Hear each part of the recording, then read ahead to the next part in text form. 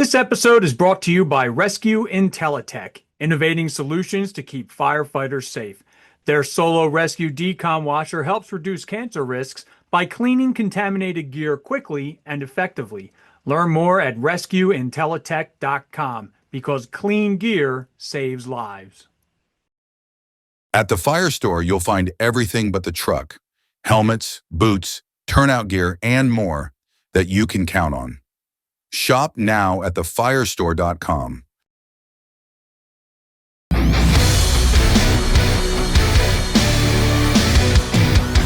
Hey, welcome back to another podcast on fire apparatus and emergency equipment. This is the Apparatus Workshop. My name is Nick Wilbur, and joining me is Winslow, as always. Today, I think we have a pretty interesting topic. We're going to talk about ISO and speccing fire trucks and how they kind of work together. I know it's a big hot topic for some departments, getting their ISO rating up. And, there's a lot of things that as we travel and do fleet evaluations, we hear departments say that they're speccing their apparatus a certain way for ISO, or ISO dictating this. Some of it is true, but there's a lot of it out there as well that might not be totally accurate. So we did our due diligence. We obviously got our hands on the ISO fire suppression rating schedule. If you are a fire chief out there, you have access. If you reach out to ISO, they will send it to you. We also reached out to a representative of ISO and had a really good conversation to educate ourselves even more than we had before the conversation, to make sure that we were passing along the correct information for this podcast. It's going to be a good amount of myth debunking / hopefully informing. And then I think we're going to dive into a conversation about, kind of how we can move past ISO, or what kind of thought processes with today's climate that we might need to think of that ISO doesn't necessarily cover. We'll just dive right into the show and we'll get started. Yeah, so let's talk about water tank size. I know that's a big thing as people try to, I guess, even downsize some of their fire trucks to go back from these massive fire trucks to ones that are more realistic. How does water tank size in the ISO? How does the ISO kind of dictate, or how would the size of the water tank you put on help or hurt you as we design these fire trucks? So the big thing here, we always tell like, hey, we need this size tanker for ISO, or we need this size tank in our engine for ISO. A lot of that stuff is kind of not 100% true. It's not false either, right? So ISO says the minimum water tank size has to be 250 gallons, right? When you look at the equipment listing and how they rate you, they start at 300. So you could lose credit if you're at 250. But if you have 300 gallons of water, and that's exact same as NFPA too, the minimum of 300 gallons of water to be recognized as an attack pumper.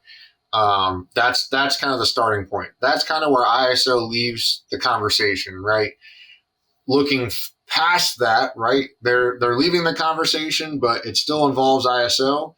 If you do not have hydrants, right? So if you're looking for an alternate water supply, ISO says that you can decrease your rating and get a little bit better of a nudge up if you can perform a water supply shuttle, or get a water supply credit, basically, to give yourself a little edge up if you are outside of a hydranted area. And so what that does is they look for you to flow 200 gallons a minute for 20 minutes. And from the first unit arriving on scene, you have to start water within 5 minutes. So you have 5 minutes to get started, and then you have to, for 20 minutes, flow 200 gallons a minute. That is with auto aid and first two units, right? So you can't just call everybody in town over there if that's not what you normally do, or that's not what's documented or shown in your records, right? So that's a big distinction. So what that requires is about 4,000 gallons of water. So if you had a first due engine that had 1,000 gallons of water, and the tanker out of the firehouse you're running with had 3,000, hypothetically now that would be just enough water. You might want to have a little bit more of a buffer and have somebody else showing up, but that would be enough buffer to then get that water, right? So I think for us, it's going to be a pretty big thing to consider that if you're in a fully hydrated area, there's nothing that dictates you needing a bigger water tank size than 300 gallons, except for what you want as the AHJ, right? So if you say that you want 750 gallons of water because that's what's going to be your operation, then you're going to ask for 750 gallons of water. You're going to get it, and that's fine. But it's not leaning back on ISO saying they're requiring it, right? That's kind of the differentiation there. So really, what that kind of does is obviously in a hybrid area, like you said, you don't need any water. If you're in a city, you need a minimum of 250 to meet ISO. Really, it starts at 300 for NFPA, and like you said, for them to start grading it. But you need no more water than 250 gallons on scene to get full credit, provided you have a hydrant system that can do it. Correct. You talked about automatic aid there. Just explain the difference between automatic and mutual aid so people understand that. Yeah, and that's a huge distinction, and that was kind of brought up in our conversation with ISO as well, is that mutual aid is somebody that you can pick up the phone and call, and they're going to come out. Automatic aid is when you hit the button and say, this house is on fire, that aid is getting dispatched with you. So if you're at Fire Department 1 and you have a dispatch house fire and you dispatch Department 1 with 2 engines and a tanker, and that's all that's going on the assignment, that's what your response pattern is. If you're in Fire Department 1 and Fire Department 2 next door is going to respond with you, and they're going to dispatch their 2 engines and a tanker from Department 2, that would mean automatically when they say there's a house fire, then that would give you access to 4 engines and 2 tankers on automatic aid. If Fire Department 1 has Fire Department 2 and they shake hands and say, hey, we're going to go run this call. If we need you, we're going to call you for help. Can you guys come? And they say yes. That's mutual aid, right? Because Department 1's going to go there. They're going to show up on scene, find a working fire, or even en route, they would then have to pick up the phone and call them. That is mutual aid, right? And that's a big difference. And we see that in the COG region or the DC region, a lot of departments on auto aid, some are on mutual aid, right? So if we pick up the phone, they'll call and they'll come. That's great. But when we hit that dispatch button, they're not recognized as a dispatchable unit right off the bat. Yeah. So, again, I think there's a word you're probably going to hear throughout this, which is documentation.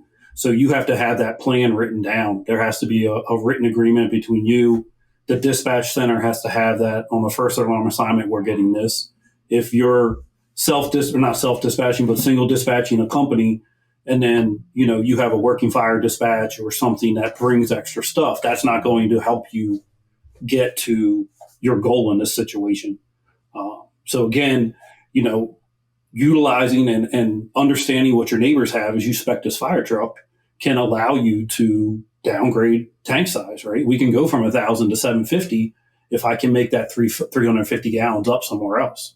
So whether it's add an additional unit or whatever. So again, you have to be able to look around as you're building these trucks and see what else is available to you and figure out how to get that there. And one thing we don't necessarily talk about, we're not necessarily charged with talking about today, right? Because we're talking about the apparatus specifically. But this helps is, ISO counts people, and that's a whole different, between where people are coming from and mileage, and that's another ISO conversation. But if you are not getting the number of people you need to the scene, automatic aid needs to be asked for anyway, right, to an extent. So if you're doing that for the people, use that to your advantage on the tank size, pump size, water supply. Use all of those things in your calculation. So it might not just be to get your fire truck smaller, lighter, easier to maneuver, easier to drive. It could also be you're bringing the people anyway from automatic aid, and they're bringing a fire truck. Use that and understand that. And again, it's all AHJ at the end of the day. So you might have the ability to drop the tank size down from 1,000 to 750. And maybe you want to keep it that way because of XYZ or access, whatever it is. That's fine, right? But I think, again, not leaning on ISO and saying that's the reason we need to do it. Be informed and say, no, we're doing it because XYZ of our own accord because we want to do that, right? You have the ability to drop that tank size down if you want to. That is absolutely your choice, I think. Is the point. Yeah. So let's move on from tanks and let's go to pumps. How does a pump size affect the ISO rating and what you buy and how you handle that? So there's two different kind of criteria for a pump size, right? So there's needed fire flow. They look at one side of the pump there, and then which kind of looks at your buildings in your area. It looks all the way up to to 3,500 gallons a minute. Basically, is where they kind of top out at, because at a certain point you're just going to max out what the fire department can do in the initial stages anyway, right? And so 3,500 is kind of the max. And if you have a lot of buildings in your area, that's 3,500. They'll look at that and they'll say, all right, well, you need to have 3,500 gallons of needed fire flow. When they start looking at that with the needed fire engines, they look at the fire flow and say, well, a deck gun on a fire truck can only really cover 1,000 gallons a minute, right? So you're putting out only so much water off of one fire truck. So they limit each engine to 1,000 gallons a minute in that calculation. So you can have two engines with 2,000 GPM pumps and have 4,000 gallons of pumping capacity, but ISO is only going to recognize 1,000 for each. So that's why there's a lot of requirements for 3 engines. And you're saying, well, my pump capacity is bigger. Well, it doesn't matter. Your needed fire flow requires you to have 3 engines because they're limiting it to that 1,000 gallons per engine per minute kind of conversation. We take a step over to the side and we look at pump capacity. They count all of the pump capacity towards that. So if you have a 2,000 GPM rated pump, you'll get 2,000 GPM rating for that. And so if you're 3,500 and you have 2,000 GPM pumps, you'll get full credit for that because your pump capacity is there. So it gets kind of confusing. There's kind of, again, we go back to that speccing thing. You can spec a 2,000 GPM pump for ISO and maybe meet this one criteria, but then you're losing part of the credit over here. And it goes back to that balancing act too. Well, do you buy a whole nother engine at $1.1 million or around $1 million just to get the 4 or 5 points you might get for ISO? That's something that you're going to have to consider on your own, right? And again, staffing, getting it out, showing that you're using it, all of those things. Now we'll be like, well, maybe we just use our auto aid. Can we put 1,500 pumps or 1,000 pumps on our engines and just use auto aid to make up the rest of our pump capacity? That is an option too. Yeah, so really, again, what it goes back to is you held up the manual that you had and it's available to everybody, is that every fire chief should have that, because there's 2 different things that you're looking at there and 2 different spots that are graded completely differently, that if you don't, again, have the documentation on how you're going to handle that fire flow, you're not going to get the points there, even though you have the pump capacity that's required for your first due. So understanding that obviously becomes key, and then documenting the fire flow capabilities that you do have coming to your first alarm. And I think that, the documentation can't be overstated enough. When you look at personnel, when you look at training, all of that stuff comes back to documentation. How many calls you're in, who showed up on the calls. When ISO walks in the door, it is a picture, not a video. It is a snapshot. It is that moment in time. What do you have going on? And they'll look back through documentation. You can say you're doing all the right things. You could actually be doing all the right things. If there's no pieces of paper to show that to them, because they're walking in that door that day on that time, then none of it counts. And you could run the best working fire in the world, show up with 30 people, all these engines, all this water, put the fire out. The ISO guy could be standing out front and watch it all happen and still grade you as a 9 or 10 or whatever, because that's what your documentation shows. Even though you might have proved to them that you're the best fire department in the world, it's all goes back to what you have written down on pieces of paper and what is documented of you doing, right? And so that kind of leads into another part of the pump, the fireboat, right? There's a lot of bigger departments that have fireboats, but then there's some smaller departments that might have a rescue boat with like a fire pump on it. And this is something I was super curious about because it doesn't really say anything in the manual.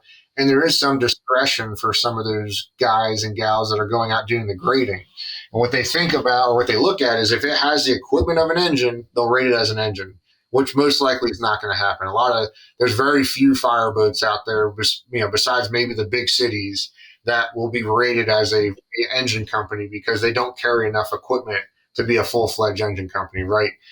So once we get away from that, it really just helps towards your water supply credit. So that alternate water supply thing of the 200 gallons a minute for 20 minutes, water within 5 minutes, right? That extra credit, you can use that fireboat for that extra credit. And again, they'll recognize that, they'll see that.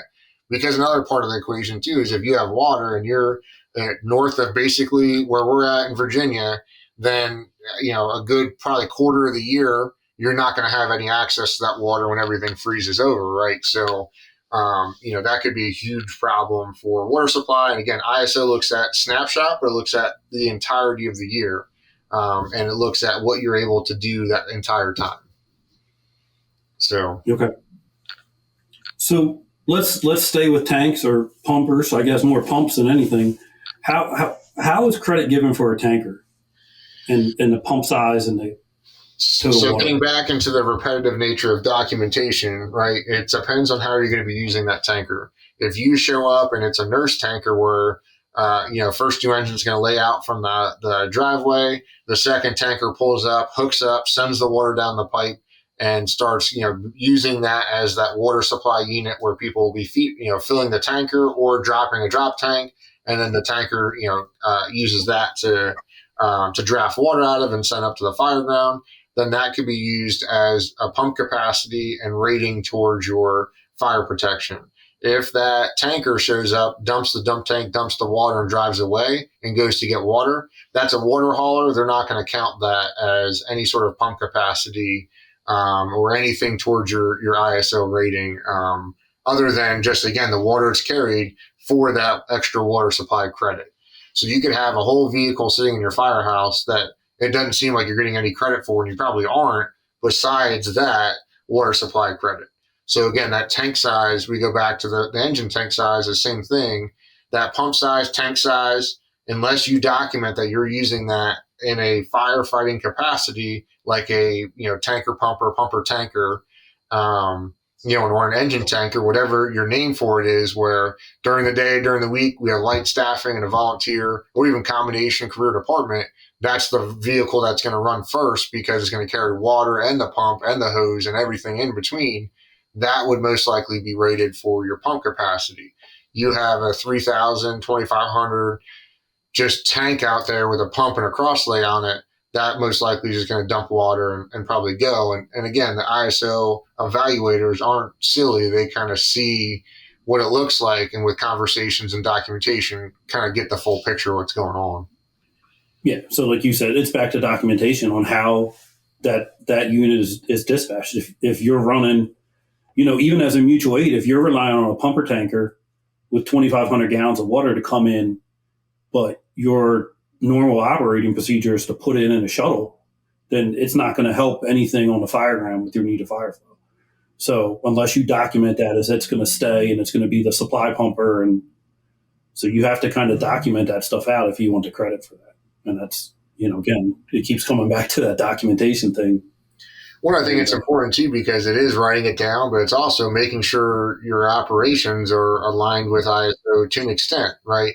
I hate to say, we've talked about on previous podcasts between NFPA or ISO, minimum standards. This is kind of something that's out there. At the end of the day, it's the authority having jurisdiction. They try putting it back on your shoulders. But if you have the operation down where you're kind of following that, or you can, change your operation just a hair from what you're doing and document it appropriately, you might be missing out on credit you should be getting that you're not now because your documentation's not there. Or again, you document your procedure just a little bit off of what they're looking for. You could change 2 words in there and it really doesn't change your operation a whole lot, but it's exactly what ISO is looking for to give you credit for it. So I think just, again, going back and getting the schedule, reading through it, or asking for help, right? There might be somebody in your neighborhood or your community or, county or general state, somebody that you can reach out to at an upper level that could provide more information to get you that higher rating. And I think that, I think we'll bring this up eventually, but you just talked about asking for help. I mean, ISO offers classes on how to understand this and utilize it and how to make it work for you. So between again, as that fire chief. Yeah. Yeah, between reaching out to them for the schedule, they'll send you the schedule. They'll send you the grading sheet that they're grading you on, and all the information in between. If you want to spend time to read that and understand that, like, more power to you. If you want something easier and more digestible, they offer classes out there. They try making it well known. They go across the country. And then, your rep, you should have some sort of contact for your rep. If you are a newer fire chief or you don't know who your rep is, reach out to ISO customer service. They will put you in contact with your rep and have a conversation with them, right? Because there are things that you could do as a community that they might not be grading you for 5 years from now. You come in at year 2 and do all these changes that are great. And to help improve your ISO, we'll call them up, have them come back out and grade you again. They might bump that up from a 5-year to a 3-year. And now you can kind of get your grading improved, hopefully, right? With the improvements you made sooner. The other side of that too is, like, they make mistakes too. So the more that you can educate yourself, right? Everyone's human. That's not, no one's infallible. We've found it in our travels that every once in a while there's a mistake that's made for ISO, the way it was graded, or the way something was interpreted maybe wasn't exactly how we thought it should be interpreted. And as you reach out, they're like, oh yeah, that wasn't correct, or that could have been a typo or something like that. And now we're bumping up gradings because of that typo, and they were a little bit lower than they should have been. This isn't a slam at ISO, or again, everybody's human, right? Everyone's doing the best they can out there. Nothing's malicious, but that's our job as the fire department. Just like final inspection, just like specing a fire truck, goes back to us. That's our grading. That's how our fire department looks to the insurance companies. That's how commercial ratepayers and residential ratepayers are paying against, to an extent. So we want to make sure all that information is up to date and correct. So the more that we can understand on that, the better all of the rest of the operations are. And again, we can double check that work to make sure we're being graded the way we should be. Too. Let's finish up with water stuff here, and then we'll move on to your fun stuff, favorite thing. But we talked about early on. We talked about if you have hydrants, you can downsize the amount of water you need on a fire scene. How can rural communities? What can they do that can help them, that ISO still sees as a benefit to a sustained water supply? So basically, when you look at a fire hydrant, ISO looks at within 1,000 feet of a fire hydrant, you have fire hydrant protection. So a lot of these communities, right, 500 feet is pretty standard stuff out there for fire hydrant spacing. But within 1,000 feet in the ISO terms, they look at the fire hydrant. And that's why they also ask that you carry over around 1,000, I think it's 1,200 exactly, feet of supply line, because 1,000 feet is what they want the hydrant to be. All right. So it makes sense. They're trying to put those pieces together. Well, a fire hydrant and a dry hydrant, right? The tubing you put down in the ground to a static water source, right? To a pond or a creek or something like that, or looked at in the ISO eyes as the same thing, right? So if you can go and put in dry hydrants at these water sources, right? Credible water sources, and you install them correctly, you have documentation on the installation, and you check them yearly, you can actually get the same credit that a fire hydrant would get for that area. So even if you're in this rural community, and we actually did this on a job that we had where half was hydrated, half was unhydrated, and there's a lot of farms out there, and we found out that as we mapped it out, we drove around, there was very few spots that didn't have access to a dry hydrant. If they could have put 10 or 11 dry hydrants in, and it would have been like from 50% unhydrated. In the ISO eyes, they would have went down to like 5%. There's only this spot on the top of the mountain that didn't have access to a spot within 1,000 feet of a dry hydrant. So now you've improved your lot in life where you're actually looking like a hydrated area. And now it goes back to water supply in those spots that maybe you can't get a dry hydrant. Now your dry hydrant's closer. So when you go for your variance, when you go for that water supply credit, and you're doing that 200 GPM a minute for 20 minutes, now your water supply to go get that tanker refill is closer. So now you don't have to go quite as far anymore. So again, it just helps. The more dry hydrants you can put in, the more access to a static water source. It just helps your grading. It helps your community anyway, just being a better fire department. So if you see that, if there's something out there and there's an opportunity to do that, like absolutely dive in and do it, right? Because it's going to help your grading. Let's say you go install 10 of them now, like I bring ISO back in so that you can go get regraded again and reevaluated because you could possibly get an increase.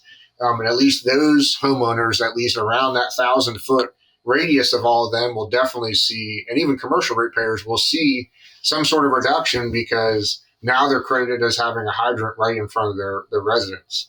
The other thing it can do too is the fire department needs to be within 5 miles. Well, if there's credible water sources, that kind of stretches out and gives you a little bit more room too. So if you're really in a rural area and you don't have hydrants, everything's going against you. If you can put a dry hydrant in there and they're 6 miles away from a fire department, they could actually start getting that same grading and get out of grade 10, which is like no fire protection basically, because there's that water source. So although the fire department's delayed, when they do get there, they'll have a water source there available so that there's a better chance to put your house out. This is the way they look at it, I guess. Yeah, and I think there's two things there. Is number one is it's got to be recognized and properly installed. Yes. So the question that you want to have is who does that? Who does ISO recognize as being able to sign off on that? So you have to have that conversation first. The other thing is, you talk about a static water source or a pond or some other source of water, but don't forget that you could, as the AHJ in that fire protection district, require a cistern be put in.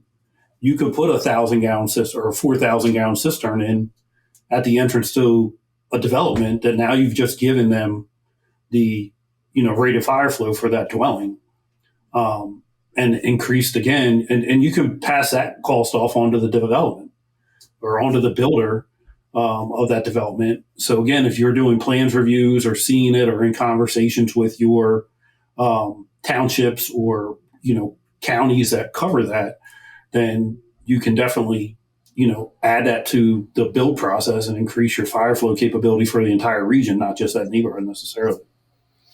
And I think it goes back to too, right? If we can go from a 4,000-gallon tanker down to a 2,500-gallon tanker because we've leveraged water sources, now it goes to acquisition costs, axle size, braking, motor. I mean, you start looking at the cost reductions across the board. Safety, right? Less water weight you're carrying around, sloshing around. I mean, not sloshing quite as much, but obviously, right? Like that's just less and less and less. Smaller package, easier to maneuver around. So in these tight rural roads, less chance of maybe leaving the roadway, less chance of rolling over. Like we just start going down this path of being a safer, better fire department because we're leveraging things. It goes past ISO. It's just now operationally in the department, we're just streamlining things to be better. And I think that's with ISO, there's accreditation, which is a whole nother ballgame, right? Outside of ISO, NFPA, all of these things try to help all these departments. But at the end of the day, it's just hopefully getting you to kind of zoom out and take a look and like, how can I be better? And I think that's one of the ways that you could really do that easily and benefit all of the other stuff as well. Great. All right. Enough of the water stuff. Well, not really, because we're still going to talk about it. We're just going to talk about it. So let's talk about the other thing I think that you probably hear a lot is that, hey, I got to put a pump on this ladder truck because of ISO. So how does that, when we really sit back and break it down, does that help us? Does it hurt us? Are we truly getting what we want out of putting that pump on that ladder truck? So, this is, there's a lot of depends in here, but I think the big thing would be like there's departments out there, and we'll start the basic founding block or the building blocks, and we'll kind of work out. So for a quint to be counted as a quint and not just an engine, there has to be 2 engines responding in on the call as well. So they're looking for 2 engine companies on a call, ISO is, for it to even count on anything other than an engine. If you have a firehouse that has an engine and a quint in it, and that's all that's going on the initial alarm, that is an engine. You're not getting any ladder truck credit. They don't look at it as a ladder truck. They're not trying to rate it. You don't get partial credit because they look to see 2 engine companies responding on the initial alarm. Now, again, the grader could see something that might change that, maybe give you partial. There's all these like variances that they could do, but in the black and white writing in the book, you will not get credit because there's not two engine companies coming. If you have a quint out of a firehouse on its own with no other units in it, or no other engines, I should say, and the quint is, let's say, with a rescue squad with no pump or no tank on it, that will not receive credit unless two other engine companies are coming. ISO wants to see an engine company out of every firehouse that they see. And again, there's partial credits and things like that on the other side of that. But again, that, and they're black and white looking. They want to see an engine out of a firehouse, and then they want to see that, if it's required, that special service, either a service company or the ladder truck / quint. And so that's kind of the first one. Go ahead. One thing with that is even though it has a pump and tank on it, it still has to have all the other equipment that the engine company carries in order for it to be equated as an engine. So if you put a pump and tank on it and don't carry any other engine company stuff, you lose the capability to call it an engine, and you lose the pump capability, essentially, correct? Right. Absolutely, yeah. So, I mean, you're going to lose credit, right? So you might get pump capacity credit, but you're not going to get credit for the engine company. You're not going to get credit. You start just losing credit down the road, right? So if you're, and there's some that put pumps on ladder trucks with no tanks. That's not even really a quint, right? It's not a quint in the terminology of a quint. And, so at that point, you might get rated pump capacity, but most likely you won't, because you have nothing else on the rig that signifies, and your operational capability is not using that to be a pump. You just have a pump on the ladder truck, right? You'd have to have some really good documentation to really receive any credit for that piece having a pump on it. But we go back to the quint thing. When you get credit, you can get credit as 100% credit for an engine company and 50% credit as a truck maximum, right? As a ladder company. So, and that would mean that you would have to have everything equipment wise that an engine needs and everything equipment wise a ladder truck would need on those equipment annexes to be considered to have 100% and 50%. So if you're missing engine equipment and you're missing truck equipment, then you're going to start losing your credit, and you're not going to get that 150% of credit that we talked about, right? One of the big things that, we kind of just recently were kind of talking about back and forth as we were getting ready for this podcast is if you look at a quint and NFPA, there's 85 feet of ground ladders required. ISO for a ladder company requires 115 feet of ground ladders. NFPA says AHJ, right? Authority having jurisdiction now at this point. So you actually don't even need that 85 feet. That's just in an annex. That's a recommendation of a recommendation. But if we go back to when it was a bigger recommendation than it is, they just say that you need one extension ladder, one straight wall ladder, and 85 feet of ground ladder. They don't really specify to the nitty gritty of what your ladder lengths need to be. ISO takes another turn, right? If you're looking at a ladder truck, they want a 25-foot or 24-foot ladder or longer. They want 2 16-foot roof ladders or longer, and a 35-foot ladder or longer, right? And so that's the separator there. There's a lot of manufacturers putting out ladder trucks that say they're ISO, or have the ISO rating of ladders. They'll have a 14 on the aerial and a 16 in the ladder tunnel. Well, no, the ISO says you need 2 16-foot or longer ladders. They'll have a 28 on the ladder truck instead of a 35. No, you're not getting full credit. You need a 35-foot or longer ladder on that ladder truck. So that 115 minimum isn't spelled out as a 115 feet of ladders minimum. It is spelled out by each ladder, the length you need or longer for that. And again, if you don't have a 35, you just start losing credit, right? So does it mean you don't get any credit for anything? No. But I think that that's a strong reason to start going from a 28 to a 35. The spacing is about the same. Again, as long as you have the length, the depth is what really, when you run into a quint is a huge problem for a lot of people. But as long as you have the spacing and they're putting that 35, that's an easy thing to do to get those 25 points of credit for your ISO. So I mean, the quint, you're not going to get 100% credit for both. You will get only 50% credit for that ladder company. And then if you count a quint as a reserve, so we have a fire station that has an engine sitting next to a ladder truck, and they put a quint in the reserve fleet. They're like, that's the best of both worlds. If one goes out, I'll get the credit and everything will be good. That's incorrect. If you have a Quint in the reserve fleet, it'll count as a reserve engine. It will not count as a reserve truck. So in frontline service, you can get 50% credit for a truck.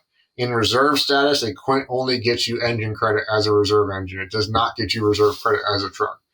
Now, I will say, if you have an engine, a truck, and a Quint in your firehouse, that's just smart to an extent because you do have a backup in practicality for both units sitting in your firehouse. Although you're only getting credit in ISO world, then you still have the ladder and hopefully ground ladders and things like that. Like that might be an AHJ, authority having jurisdiction, where that makes sense because you spent a couple extra, hundreds of thousands of dollars, but now you have a backup to both of your rigs in your firehouse that have to go out. You don't lose all your services. So I'm not saying that that's a wrong thing to do. ISO just does not look at that as being a reserve to both. You only get credit for one. Yeah.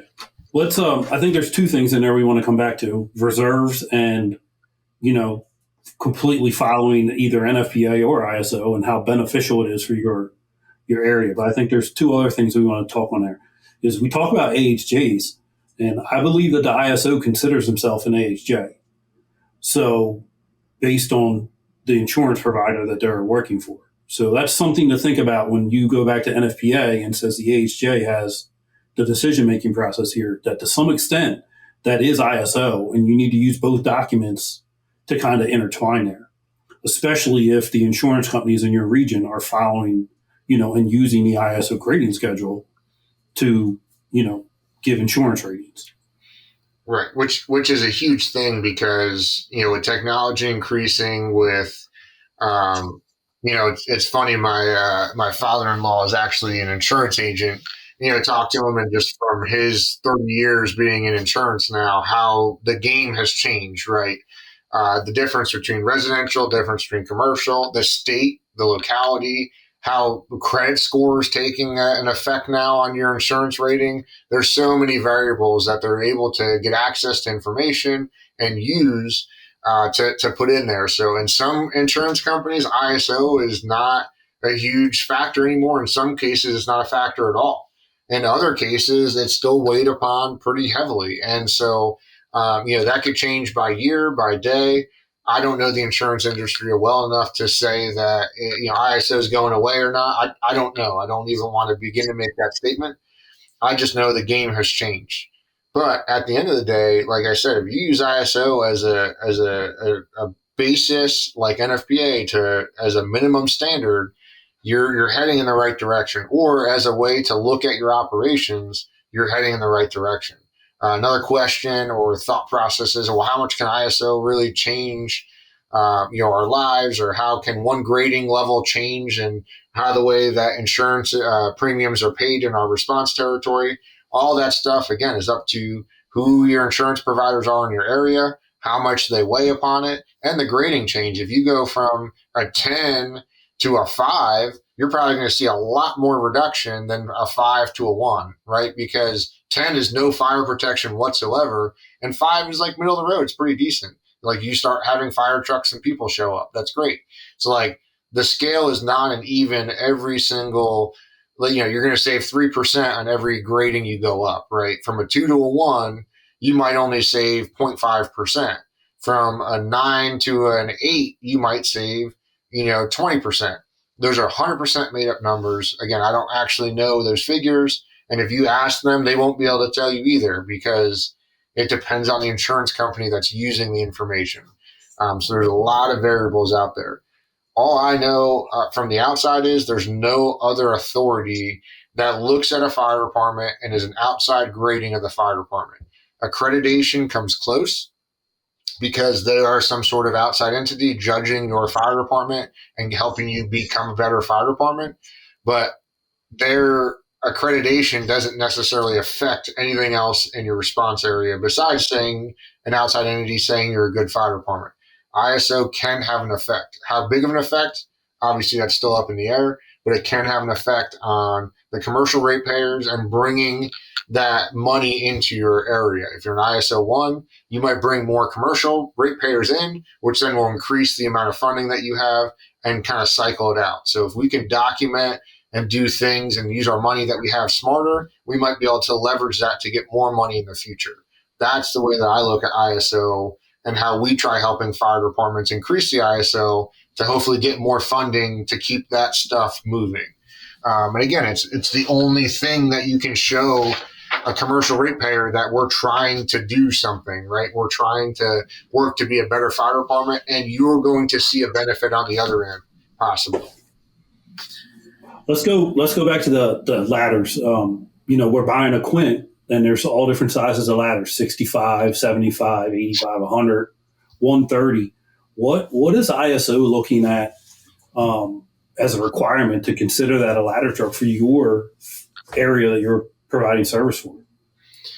So we'll start with what ISO said, or when ISO says you need a ladder truck. So the difference between a service truck and a ladder truck is pretty much the big ladder up top, the elevated waterway. Those are the two things that you get credit for, right? The ladder, and then the ability to put water on it, and whether it's a pre-piped or non pre-piped, being able to flow elevated water stream. Those two things ISO finds important. And there's a couple extra things of equipment. Basically, a service company is a ladder truck's worth of equipment without the big ladder up top.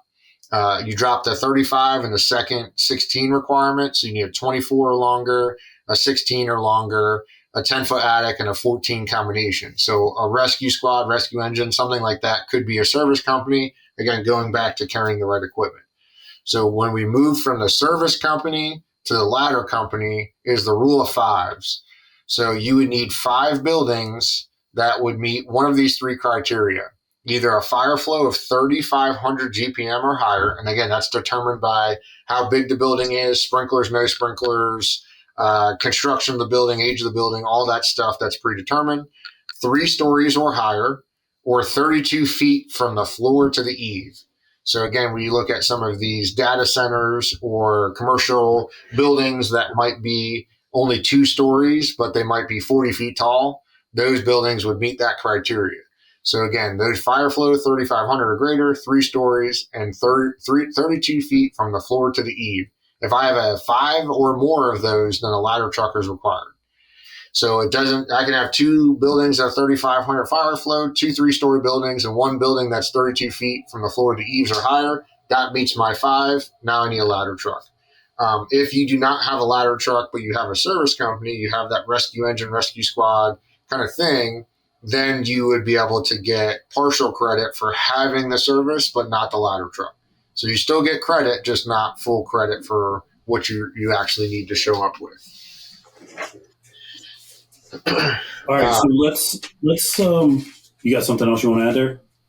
The other thing I think with that was the height of the aerial. So like you mentioned, this was the height of the aerial. So ISO says that you need to be able to reach the roof of the tallest building up to 100 feet, right? So anything that's sold after 100 feet, ISO doesn't necessarily care. So if you have a 40-story high-rise, they're not looking for you to be able to reach the roof of that building, right? If you have a 4-story building, you could possibly get away with a 75-foot aerial device because you can get to that possibly, right, with the access and everything else. You can get to the roof of that building. But again, it's all about that. I mean, at the end of the day, if you default to 100, you're probably, with the technology and everything else that's available now with axles and everything else, 100-foot aerial is probably not that far out of reach for many. But this manual again was put out in 2013 and was done in 2012. So it's been quite a little bit of a time, and a lot has changed in the manufacturing world and everything else. They've kept up to date, and there are ways that if they see something in the field, they can bring it back and actually have a committee meeting and vote to accept it or not. So if there's a generator needed and you have some sort of battery powered generator instead of a gasoline generator, they're going to probably accept that as credit. Again, fans, instead of a smoke ejector, you have a positive pressure battery powered fan.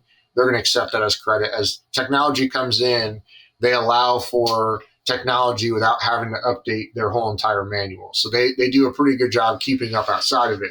But at the end of the day, the intent when they were looking at this information from 2010 to 12, making this manual up, the information in 15 years has changed quite a bit. And I think, they're not going to say it necessarily, but I think they probably will redo the manual soon. It'll be interesting to see how it changes with technology and stuff. But again, going back to this is the only outside agency that affects ratepayers in your first due and can guide the fire department. So it's something that a lot of fire departments lean on and should to help make them a better fire department. Right. But again, just, to finish that up, if you don't understand the ISO rating schedule and you go to purchase a 75-foot quint when you have 100-foot buildings, you're going to lose credit for that quint or the ladder truck you just purchased. You're going to lose credit for that capability because it doesn't meet the needs of ISO. So again, just, something not taking the time to understand a portion of this process could put you out. It doesn't put you out per se, but it loses your capability to get a full points. Right. And and if you don't know anything else about ISO, there's, emergency communications. So like your dispatch procedures and like your communications that do dispatch calls as part of it. The fire department, personnel, staffing, training, apparatus, are all part of it. And then you go to the water supply where it's hydrant testing, all that stuff is another part of it, right? And then now the more recent add-on, the fire prevention extra credit part in the back end if you're doing fire prevention and community risk reduction and stuff like that. But like when you look at the apparatus, there's things that you can do if you can spend maybe more money, less money, but just take the time to understand it. You're not going to necessarily tomorrow get 15 more people to show up on a fire call. You're not necessarily going to be able to dump $10, $15 million to upgrade your emergency communication system and dispatch system. You're not necessarily going to be able to test the hydrants on a more regular basis if there's only 2 people in your water department and that's all they're able to do, right? So what we can focus on is what the fire department can actually do and handle. And so let's focus in on that. And that's what we can do. And so I think that's why it becomes very important to know and understand the parts that we can control and making sure we're doing everything in our power to help ourselves to better our rating. Because again, it does matter, right? How much it matters is very hard to put a number or a finger on. But if you can educate the masses that this is the only outside entity that looks at us and that it can affect their insurance ratings, if you're going to save you money, if we're going to spend $1,000 here, it might save everybody $5 on their insurance a month. That would be great. Again, does that happen? You'd have to dig deeper to quantify that. But those are the possibilities if we can invest and do the right things for the fire department. All right, so let's talk. Let's move on to equipment a little bit, whether it's aerial or pumper equipment. I don't think it really matters. But there's always this talk about how the ISO is so outdated and our equipment's outdated. And we look at it. It's still a point-based system, so you need these things. But let's talk about, is it truly important? Is the equipment or the points that you're receiving for equipment, truly important if they don't really benefit your first due, your primary fire protection area? Yeah, and that's huge, right? It goes back to just educating yourself and making educated decisions. Like I remember when, we were going to do our ladder truck and we had, our salvage covers on there. And it's like, well, we really don't use those on a day in, day out basis, right? ISO requires 6 salvage covers on a ladder truck or a service truck. They're big. They're 12 by 20 or so. I don't remember the exact size off the top of my head, but they're big. And so it's like, all right, well, do we use salvage covers? No. Do we use them on a daily basis? Absolutely not. Do we use them on a monthly or quarterly basis? No, not really. Like, we just don't. Should we use them more? Probably, yeah, but we just don't use those. So is it going to take up room in a compartment that we need for other things, right? ISO only requires one motor-powered cutting tool, right? So that's one chainsaw or rotary saw. I know in College Park, we carry 2 chainsaws and 3 rotary saws on our truck. They're all gas-powered. So, like, to us, we're using that stuff more regularly than we would use a salvage cover. So we maybe sacrifice a salvage cover or two to fit that stuff on the truck and keep it into this tight maneuverable package. Because we look at our rating now, we say, all right, well, maximum credit we're going to get for the 6 salvage covers is 12 points at a 400, over 400 points. So if I take 2 salvage covers off, I'm losing 4 points out of 400. We're probably okay, right? We're not going to lose a whole lot of credit here. We're probably going to pass the finish line. Now, if I drop that 35-foot ladder off the truck and I don't carry that and I carry 28 instead or 24, now I'm losing 25 points, right? So there's a lot of things that are weighed a little bit differently in that whole entire system. So as long as you can understand it, you can navigate through the equipment to kind of meet the needs of your response area. And again, too, it goes back to, can you meet the needs or the intent of that as well, right? Can we put the salvage covers up top in an area that we're never going to access and still count? Sure, it could, right? Like, because they're looking to make sure you have access and availability to them. So as we spec that truck out, we might not use that equipment all the time. You just find a spot to put them, and you can still carry them on there and meet the intent of what they're looking for, and just not make them an operational priority for you. They don't need to be in the cab compartment where we can get off the fire truck holding our salvage covers in our hands ready to go. We can put them in a spot that we're not going to access quickly because it's not something that we would use every day. So I think there's some weight there as to what equipment you carry and kind of how important ISO sees it, because you can play with those numbers to still get the credit that you're looking for, but also not have to, if we had to make our fire truck longer, every day we're driving that fire truck, and that could affect accident rates, out of service time. It could affect so many things, but not actually get us what we're looking for in the back end for those 2 or 4 points for those extra salvage covers. Yeah, and I think the big thing that you take away from it is when you look at this rating schedule and you look at those points and you add them up, and it's one of the big things that we see when we go do a fleet evaluation. Hey, where's your pump test records? Where are your hose test records? The pump test is 50 points. It's 100 points out of your total score. And for every year that you don't have it done, you're losing 25 points. That's a whole lot more than the 12 points you're getting for the salvage cover or for, whatever else you're not carrying. Those are the bigger things. And it goes back to that documentation. You're losing 13 points a year for every year you don't have hose testing done. So again, those are big points. The same thing with ladders and everything. So, again, you look at that and weighing out what's important and what's not, and where you can really benefit from gaining those points. And those are the things that I think a lot of people miss. We see that all the time where they don't have the documentation for what's necessary to get those points. And if you can't provide it to us when the ISO comes in, you're not providing it to them either. So, I think it's important to look at one of the bigger things that goes back to documentation, but also understanding the grading scale and how it can work for you and what's more important when you're trying to maximize your points out of it. Absolutely, 100%. One thing I saved towards the end here before we wrap up, and I wanted to hit, was the reserves. The ISO talks about reserves, and they say that you should have 1 for 8. So if you have 8 engine companies, you should have 1 reserve. If you have 2 engine companies, you should have 1 reserve, right? For every 8, you need at least 1 reserve. So if you have 16, you need 2, right? So that's kind of the numbers they used. And so service and ladder companies count together. So if you have 2 rescue squads and 3 ladder trucks, you should have 1 service/ladder company reserve. And I think out of everything else in the document, that one kind of sticks out to me the most.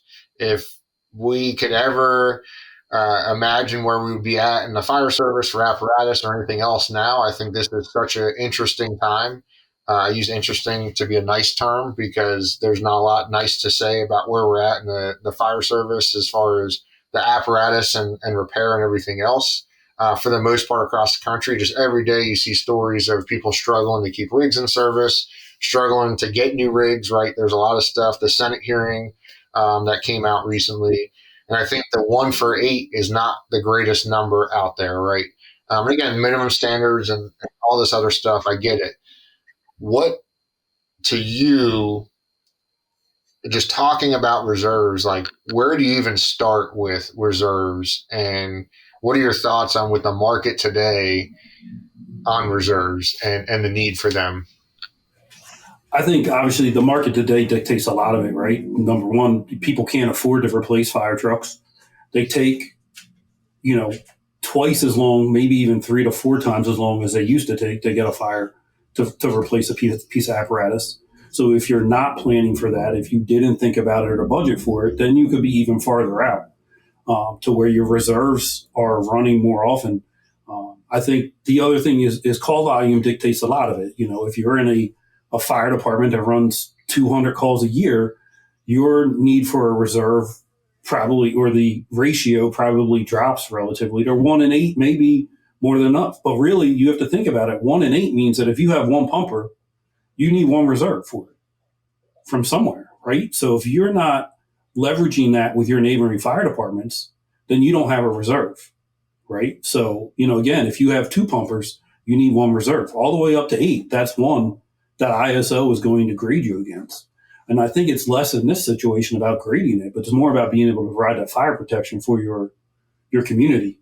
So, you know, in reality, the need is really one for two, maybe, you know, if you're putting like into decimals and things, it probably moves it around a little bit.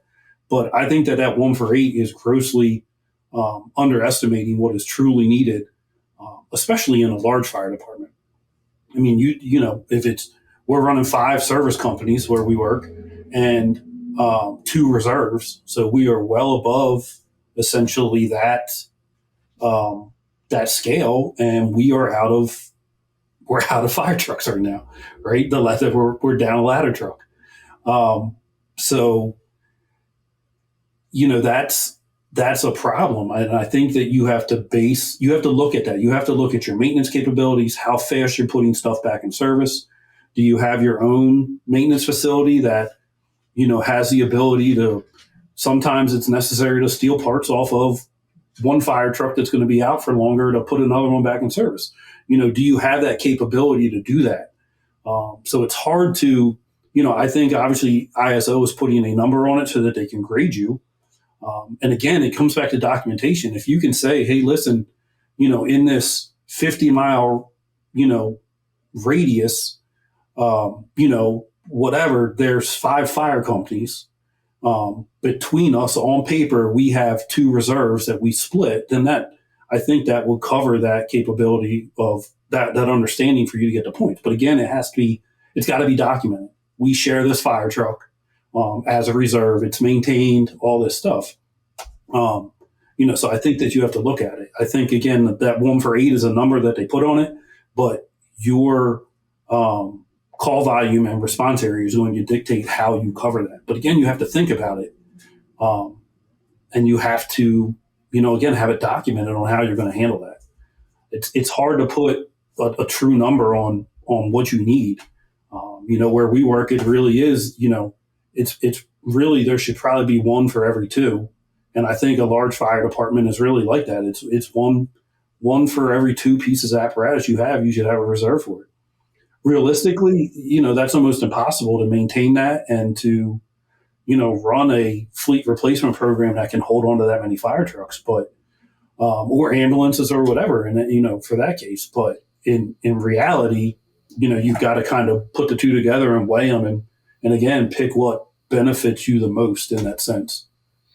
Well, I laugh at it too because, you know, when, you know, we were in a situation, we have 3 trucks, 1 reserve truck, 2 rescues, 1 reserve rescue, came down to, we were already in the reserve truck and one of the other frontline trucks broke down and we had an issue with it. Well, now there's hard decisions to make, right? And so like looking in the future, right? So like, hey, this thing happened. It's never happened to us before. We replace rigs every 8 years. Like we have one of the best fleet replacement plans out there.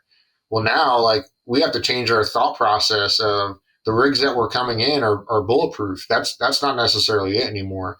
Between the lead times being so great, the technology increasing at a faster pace than I think the fire department or the manufacturers can keep up with, even if you option out all the stuff you want to option out, there's just still more in the motor and everything else that is new technology. And, you know, hold on to your pants when we put the new motor in service, right?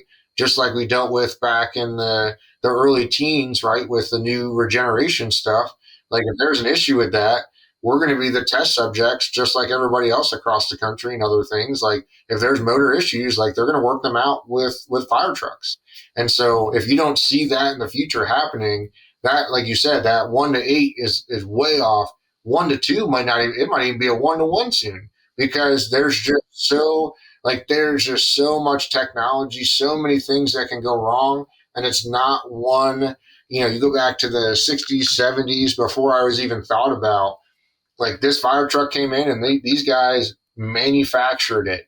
It is not that anymore. Most manufacturers now are assemblers, right? They're not even manufacturers.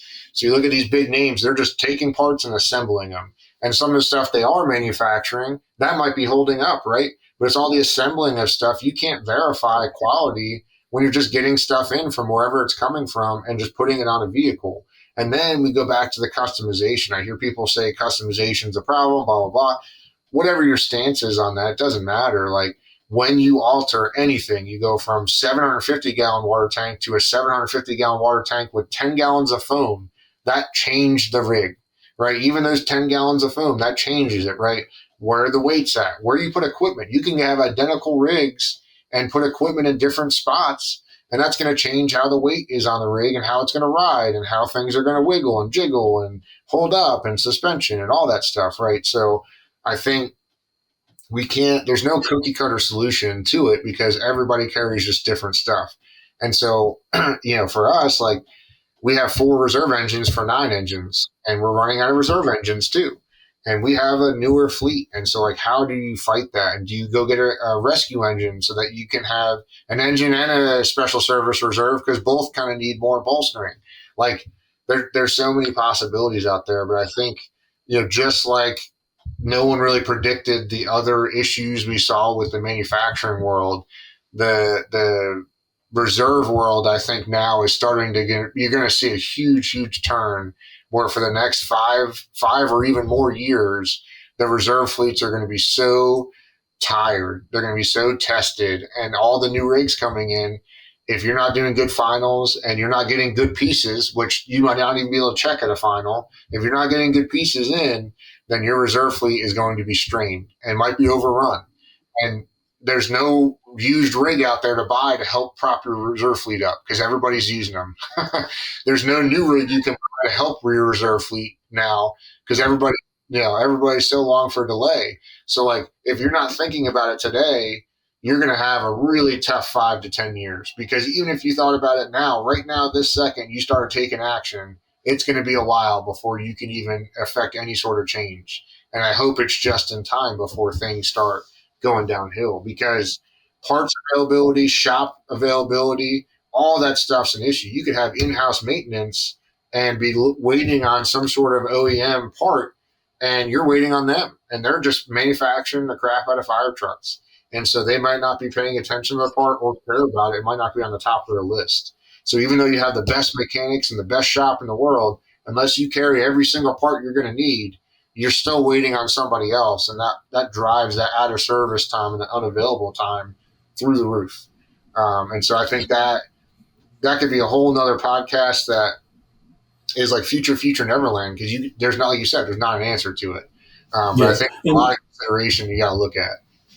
Yeah, I think you said something earlier, and then with the rescue engine, this thing earlier too about buying a quint. Like if you have an engine and an aerial, and you're looking at needing a reserve, and even again, if you're going to do this with multiple companies in your region and say, hey, we need to go together so that we have something, buying a quint might be the best of both worlds there, ensuring that you can equip it as an engine company, handle your fire flow, and deploy hand lines off of it properly. Again, it's not going to account for ISO, but it gives you the capability of both worlds, so that if an engine goes down, you can put it in as an engine, and if a ladder truck goes down, it can operate as a reserve ladder truck as well. And again, if you are looking at, you're looking at the reserve, don't be afraid to look out of the box. You have a ladder company. Don't be afraid to buy a city service unit. Where you can save $100,000, $200,000, $300,000 by not putting an aerial ladder on it. In Arlington, we buy a new reserve. we push that sometimes. Hey, buy this as your reserve. You've run enough calls. Maybe instead of buying that third ladder truck, you buy, a service truck that carries ground ladders, that you at least get the capability out of it. We've offered that before as some suggestions, where you get the capability out of at least the ground ladders, the things that you probably are going to end up using more than the aerial. But you still can put that in and still have the saw function and all the other functions, fans, things like that. And you save a couple $100,000 when you're building it, and maintaining it and all that stuff as well. Right. Reliability a little bit, because there's less components, right? The aerial, the PTO, all that stuff gets removed out. Like, not saying that that's the way you should go to get rid of your ladder trucks and do that, but as a reserve, it's a little bit more reliable, right? Because like there's just less parts to it. So you can run it and go from place to place to place and not have a whole lot of downtime for that particular unit, because that's the last thing. I mean, when we have a reserve truck, it's going to be in service for so long now. It'll go down for some maintenance, and then all the rest of the trucks are going to have to go down for maintenance, and we're going to be switching in and out of that thing for a while now, because everything that is a minor thing is being held off on now. So again, only having one reserve and not needing to be pressed into service for an extended period of time, now you're delaying all the other maintenance out of there. You're hoping and praying that everything stays in service. And now we're going to see these pop-ups a little out of service time. And so we have nothing to combat it. So again, sturdy service unit. Another thought process was buying a tiller truck that can act as a rescue and a truck, right? Have enough compartment space to do both. There's multiple options out there. But again, it just goes back to just think about that stuff right now, today. If you haven't thought about it yet, you're behind, and you really need to think about it right this second, because I think it's only going to get stressed and it's only going to get worse before it gets better, to be honest. Or it gets worse. Who knows? No one knows the future, but it gets worse before it gets worse, right? That's true. That is true.